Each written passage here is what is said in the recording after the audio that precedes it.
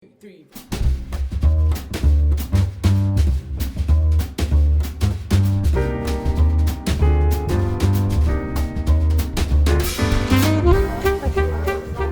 How long ago did Rinkoff start?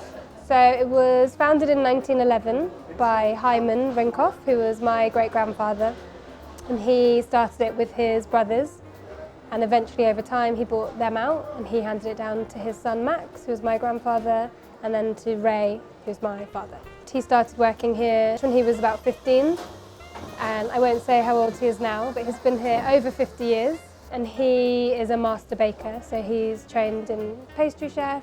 He can do the sourdoughs, the challah breads, basically anything in the bakery, he can do it. The crodough was actually, it was invented in New York, which was the cronut.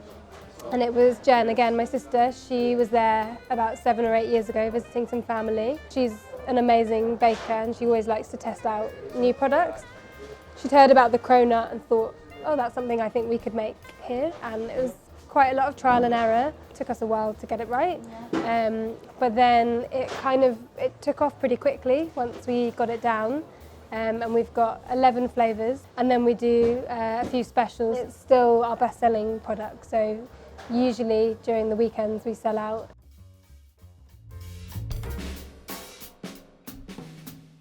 So we've just always been known in the community, and I think people really like that they can come here and they know that we're still family run, and that at any given time a member of the family is going to be either in the shop or in the bakery or in the office next door.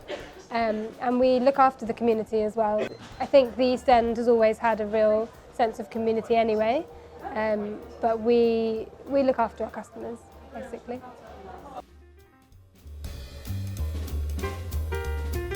Farm Drop's been really great for us in expanding our reach across London. So a lot of customers who maybe didn't know us before have discovered us through Farm Drop.